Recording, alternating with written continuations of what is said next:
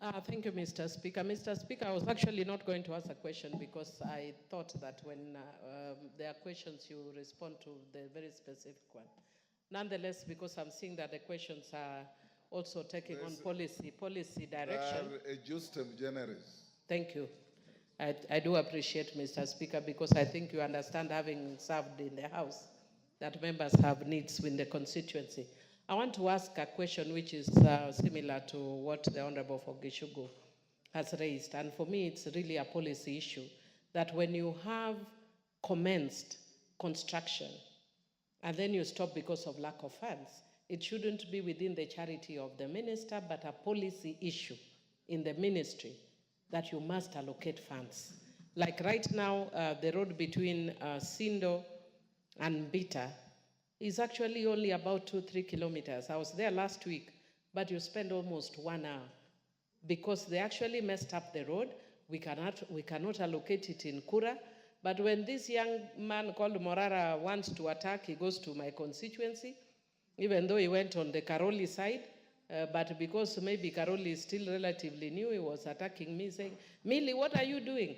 I'm not the one doing those roads. It's the national government. But because we are not assigning money for routine maintenance, what is the policy of the ministry?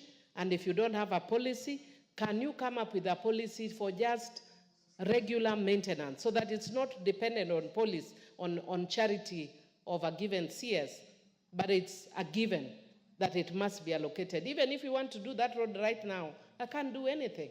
And it's a small portion that we can do with the care. Thank you, Betsimba. Asante sana Mheshimiwa Spika kunipa fursa. Minister, you will compress all this into a policy direction. Asante sana Mheshimiwa Spika kunipa fursa ya kuweza kuuliza swali la ziada. Je, waziri anaufahamu barabara katika eneo bunge la Kisauni ambayo imeanza Kiembeni ipitie Mwakirunge kwenda Rabai?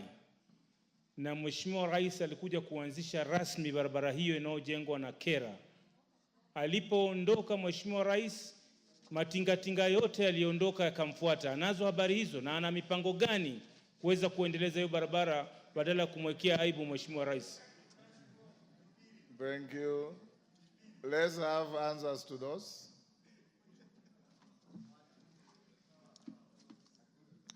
Thank you, Speaker. Thank you, honorable members.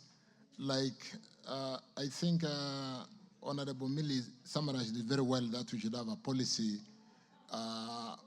framework on how to deal with roads which have been contracted and ensure that we do allocate funds so that those roads are not stranded, even for the purpose of motorability. I want to state here, honorable members, that I'll work very closely with the House to ensure that when we run our budgets, we do ensure that we give priority to ongoing projects. We do some parity and equitable distribution of resources, and that with the kind of data that is available in roads, we should be able to do that together. With respect to really the challenge that we've had for a long time on bending bills,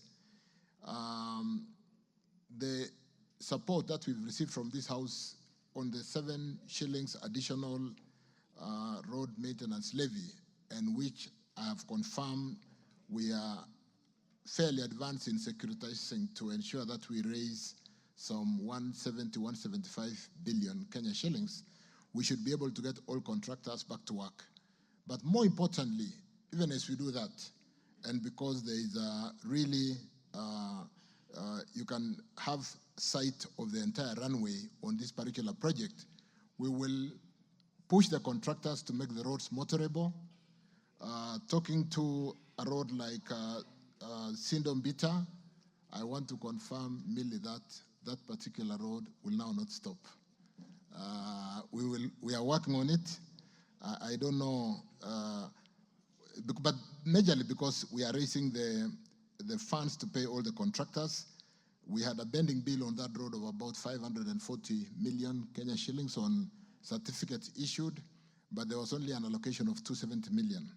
Having paid the full amount, You can see the contractor still with a hole of 300 million, but I've equally had a meeting with civil engineering construction company, the same company that did the road from Kwale Kinango, and I can assure us that because of what we are doing on securitization, a lot of contractors are seeing some hope, and we are able to get a number of them back to work.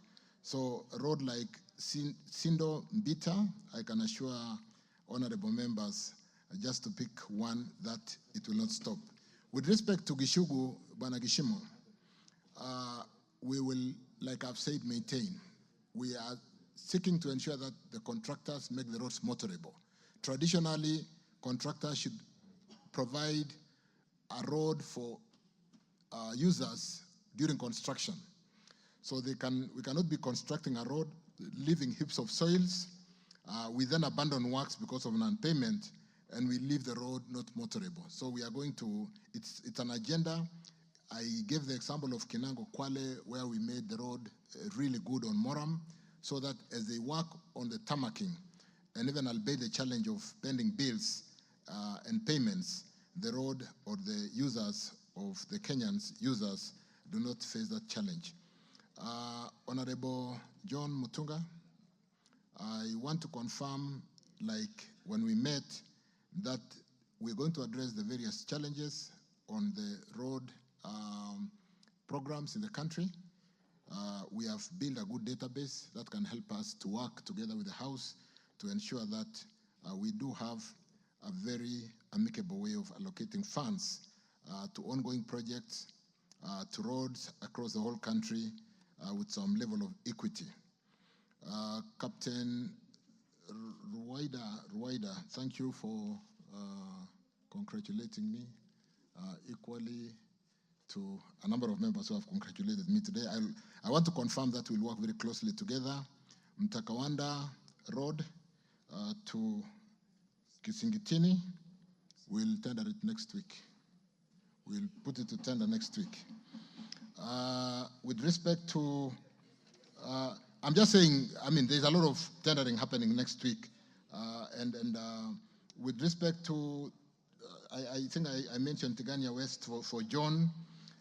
With respect to, what was the other, Tharakanithi Bridge, I want to confirm we are all concerned about this Tharakanithi Bridge, and we are paying a lot of attention.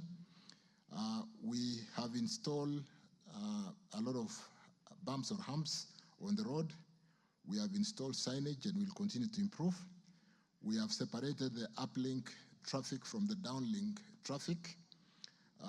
We are in the process of finalizing the redesign for the new bridge, which is currently ongoing, and we will put funds. You are aware that leadership at every level has made commitment to correcting Nithi Bridge. We don't like the name Killer Bridge. We should get it back to Nithi Bridge. And so we are paying attention to that. Our potholes on this road that is complicated and that we have had to assign or give to so many contractors, Matu, Ikalagala, I want to confirm that we will work on the potholes. Like I've said, we'll make the roads motorable. And with the 4-5 contractors on site, the issue of pending bills and the fundraising we are doing through securitization, we are going to pay attention and ensure that these small sections with all these contractors, Sifel, Kito, Usongiro, and so on and so forth, address and do what they are supposed to do. The floating bridge in, where is this? In Mutongwe. We removed the floating bridge in Mutongwe because it had its own challenges. We know the challenges we are facing with the Likoni ferry, but luckily, Mishimboko, we are finalizing the Dongokundu Kibundani Road, which is basically finished. I think we are almost seeking a date for official commissioning of that road, and we will move most of the traffic. We'll work together with the leadership. I was in Mombasa last week, and we had a session with the governor for Mombasa, Abdul Swamad, and we want to work together to see how to decongest Likoni Ferry, how to even provide some land around the ferry as a holding ground, which I do know that Kenya Railways did lease out to some other